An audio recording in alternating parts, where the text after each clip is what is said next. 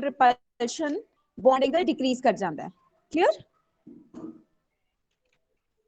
सो आज अपन ने करना है SF6 जेड़ा है which does not undergo hydrolysis, बहुत इंपॉर्टेंट है, बहुत ही इंपॉर्टेंट है। क्वेश्चन आ जाता है why SF6 not undergo hydrolysis बल्कि SF4 हाइड्रोलिसिस कर लेंदा है, क्यों? ठीक है, क्वेश्चन समझ में आया? क्वेश्चन पता लग गया पुत्र? Yes ma'am. मैम रिपीट करें? रिपीट कर दिया। हाँ देखो मेरे को क्वेश्चन है जिवें SF4 ਦੇ ਵਿੱਚ अगर ਆਪਾਂ वाटर पाने आ और रिएक्शन कर ਦਿੰਦਾ है, बट अगर मैं SF6 ਦੇ ਵਿੱਚ SF6 ਦੇ ਵਿੱਚ ਜੇ मैं वाटर पावांगी तो वो रिएक्शन नहीं करता। सो क्वेश्चन आ जाता है वाई, मतलब SF6 वाटर दे नाल रिएक्ट नहीं करता, जो कि लिखा हुआ है जिवें SF4 2 वाटर मॉलिक्यूल पाओगे तो 4HF बन जाएगा तो सल्फर डाइऑक्साइड बन जाएगा, बट SF6 मैंने ऑक्सीडेशन करके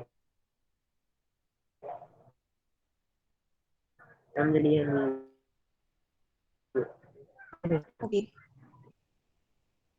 बट स्टिल इस तो इलावा कोई और राजवीर क्या कहना चाह रही थी?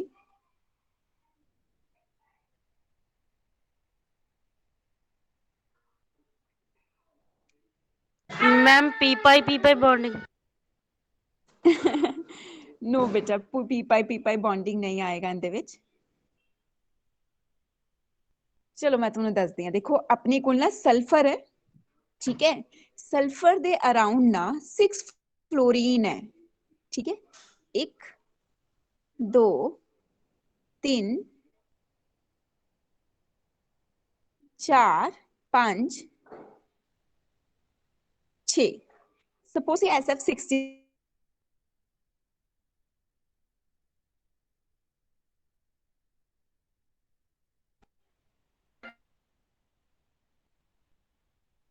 एक फ्लोरीन, दूसरा फ्लोरीन, चौथा फ्लोरीन। आई रिपीट, मेरा क्वेश्चन बेटा टाइम से कर दिया करो, मैंने रिपीट करना पैंदा है, मैं फिर रिपीट कर देनी है। At water and form product, but SF6 does not react with water। ये क्वेश्चन आ जाता है SF6 not hydrolyzed। शो नहीं हो रही सबनों, मेरी स्क्रीन शो नहीं हो रही? नो मैम हो रही है।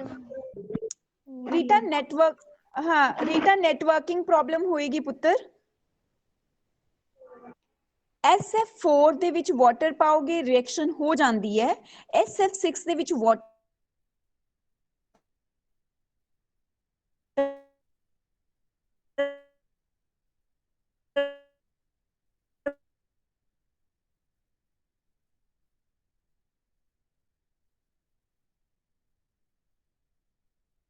देखो अगर ਤੁਹਾਨੂੰ ਲੱਗਦਾ ਹੈ ਕਿ ਸਲਫਰ ਨੂੰ ਕਿਸੇ ਦੇ ਨਾਲ ਬੌਂਡ ਬਣਾਉਣਾ ਚਾਹੀਦਾ ਹੈ, ਸਲਫਰ ਨੂੰ ਕਿਸੇ ਦੇ ਨਾਲ ਇੰਟਰੈਕਸ਼ਨ ਕਰਨੀ ਚਾਹੀਦੀ ਹੈ, ਤੇ ਸਲਫਰ ਨੂੰ ਉਹਨੂੰ ਜਗ੍ਹਾ ਵੀ ਦੇਣੀ ਪੈਣੀ ਹੈ ਤਦ ਹੀ ਉਹ ਬੌਂਡ ਬਣਾ ਪਾਏਗਾ।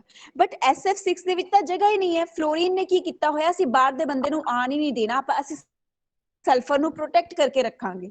ਇਸ ਕਰਕੇ ਵਾਟਰ ਦੇ ਨਾਲ ਕੋਈ ਰਿਐਕਸ਼ਨ ਫਲੋਰਾਈਡ ਆਇਨ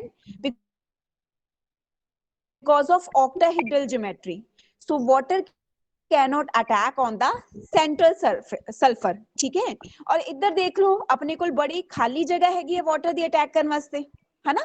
सो इस करके अपने को SF4 रिएक्ट कर जाता है, SF6 रिएक्ट नहीं करता। जी मैं इत्थे रिएक्शन लिखी हुई है, रिएक्शन की लिखी हुई है 4HF प्लस सल्फर डाइऑक्साइड। ये रिएक्शन कौन करता पे? SF4, क्योंकि इनकी जी ज्योमेट्री है विच हैव मतलब empty space, water can easily attack on the sulfur, but in case of SF6 sulfur is surrounded by more of fluoride ions। ठीक है, fluoride ligand ਦੇ ਨਾਲ joined है, इस करके water react नहीं कर पाता। क्वेश्चन समझ आ गया? Yes Yes, ma'am। ये क्वेश्चन बहुत ज्यादा इंपॉर्टेंट है बच्चे, बहुत ही ज्यादा इंपॉर्टेंट है पंजाब बोर्ड ਦੇ ਪੁਆਇੰਟ ਆਫ View ਦੇ ਨਾਲ। ਸੋ ਅੱਛਾ ਨੈਕਸਟ ਮੈਂ ਜਿਹੜੀ ਸ਼ੋ ਕਰ ਰਹੀ ਹਾਂ ਐਨੋਮਲਸ ਬਿਹੇਵੀਅਰ, ਇਹ ਦੱਸ ਸਕਦੇ ਹੋ ਕਿੰਦਾ ਹੋਏਗਾ? मैम हाँ वेरी गुड। हाँ मैम ये मैंने ऊपर नहीं लिखा, ऑक्सीजन शो एनोमलस बिहेवियर। क्या है? Oxygen show anomalous behaviour. क्यों एनोमलस बिहेवियर शो करता है? Because of small size, higher electron negativity, no vacant d orbital।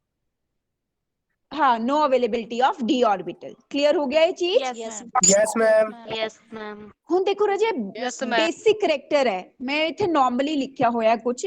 ਦੇਖੋ ਲੈਫਟ ਟੂ ਰਾਈਟ ਜਾਓਗੇ ਬੇਸਿਕ ਕਰੈਕਟਰ ਕੀ ਕਰਦਾ ਹੈ? ਡਿਕਰੀਜ਼। टॉप टू बॉटम जाओगे बेसिक करैक्टर की करता है इंक्रीज। ये क्या मतलब हुआ? मैं इनू एग्जांपल ना तुहानू समझानी हां। Yes ma'am.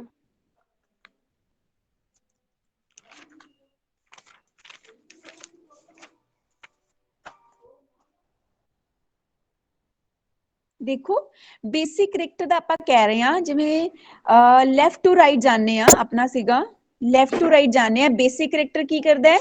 Decrease. Top to bottom जाने आ, बेसिक करैक्टर की करता है? इंक्रीज। सपोज दैट वैसे ही जनरल जा ले लेने आ, अपने कोल है ऑक्सीजन दे ऑक्साइड्स है, ठीक है। सपोज ले लो ऑक्साइड ऑक्सीजन। Sorry late. कोई गल नहीं पुत्र, हुन पता नहीं लग गया होएगा, इट्स ओके, पर टाइम से ज्वाइन कर जाया करो, है ना, क्योंकि मैं एक इक्वेशन करवा देता।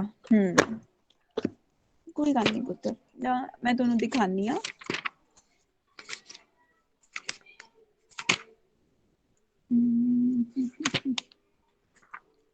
ਤੁਹਾਡੇ ਸਿਲੇਬਸ ਦੇ ਵਿੱਚ ਨਾ ਸਲਫਰ ਸਲਫਿਊਰਿਕ ਐਸਿਡ ਦੀ ਵੀ ਫਾਰਮੇਸ਼ਨ ਨਹੀਂ ਹੈਗੀ। वो वाला क्वेश्चन कहाँ चला गया?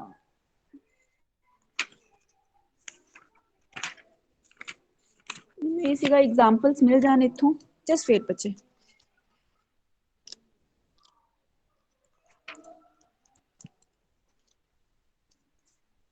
हाँ ये रहा, जस्ट वेट। हुन देखो नजर आ रहा है? Yes ma'am.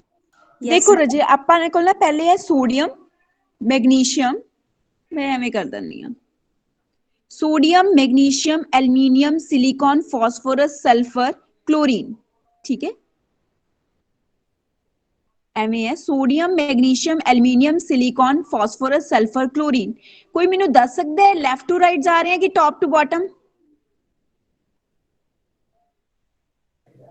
मैम आप लेफ्ट टू राइट जा रहे हैं। इंदे च लैफ्ट टू राइट जा रहे हैं। हाँ जी, सोडियम का एटॉमिक नंबर 11 है, मैग्नीशियम का 12, 13, 14, 15, 16, 17। ਆਪਾਂ ਕਿੱਧਰ ਨੂੰ ਜਾ ਰਹੇ ਹਾਂ? Left to right. ਆਪਾਂ ਪੜਿਆ ਲੈਫਟ ਟੂ ਰਾਈਟ ਜਾਣੇ ਆ ਤਾਂ ਬੇਸਿਕ ਕਰੈਕਟਰ ਡਿਕਰੀਜ਼ ਹੁੰਦਾ ਹੈ। ਕਿਹੜਾ ਕਰੈਕਟਰ ਡਿਕਰੀਜ਼ ਹੁੰਦਾ ਹੈ? Basic character. ਦੇਖੋ ਆਪਣੇ ਕੋਲ ਕੀ ਬਣ ਗਿਆ ਹੈ? Very strongly acidic. ਕੀ ਬਣ ਗਿਆ? Very strongly acidic. ਹੁਣ ਸਿਰਫ ਮੈਂ ਥੋੜੀ ਇੱਕ ਦੋ ਗੱਲਾਂ ਦੱਸੂਗੀ ਜਿੰਦੇ ਨਾਲ ਤੁਹਾਨੂੰ ਕਲੀਅਰ ਹੋ ਜਾਏਗਾ।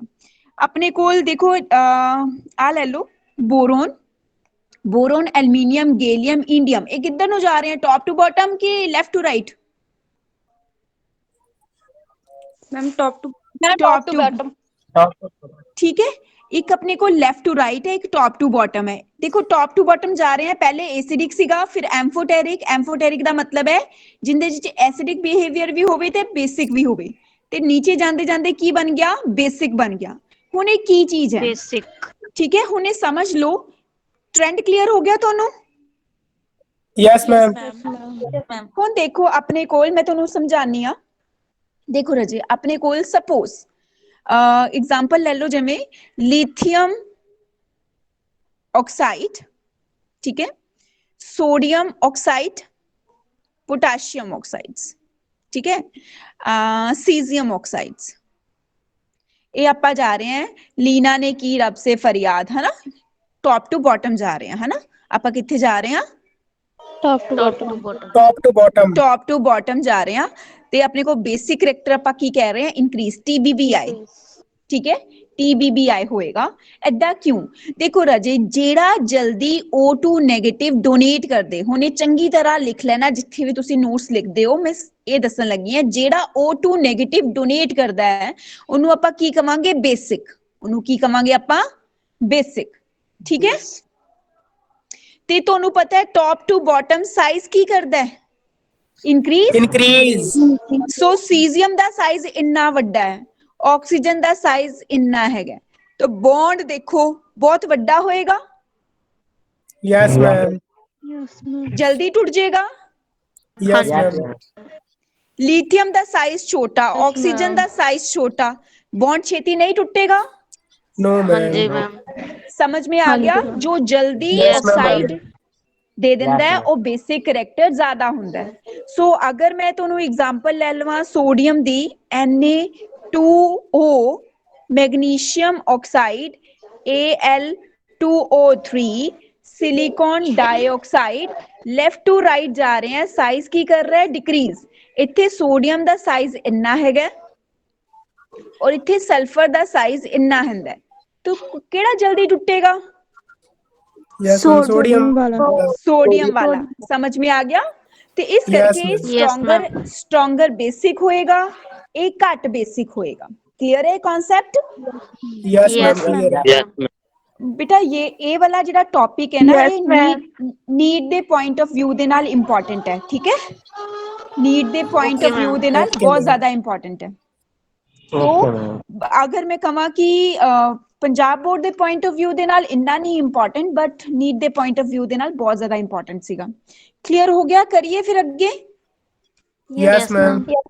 देखो जेड़ा अपने कोल ओजोन हुंदा है ना, वो क्लींजिंग एक्शन एक्ट करता है, ऑक्सीडाइजिंग एजेंट एक्ट करता है। क्यों? क्योंकि रजे जदों भी ओजोन टुटदा है ना, ओजोन नू आपां तोड़दे आ,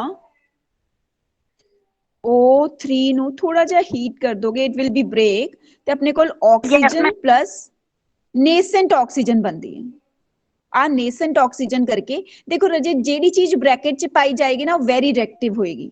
ਇਸ ਨੇਸੈਂਟ ਆਕਸੀਜਨ ਕਰਕੇ ਇਟ ਇਜ਼ ਵੈਰੀ ਰਿਐਕਟਿਵ, है ना, वेरी रिएक्टिव होएगी। सो ऑक्सीजन अवेलेबल है तो ये की एक्ट करेगा? ऑक्सीडाइजिंग एजेंट, किसी दी की करवा देगा? ऑक्सीडेशन। क्लियर है? Yes ma'am. चल यस हुन very very important topic, structure of this. मैंने ना स्ट्रक्चर्स बनाई हुई हैं, तोड़ा काम की है स्ट्रक्चर्स नू याद भी करना है विद नेम। रुको पुत्र रुको, मैं करती हूँ स्टेबल।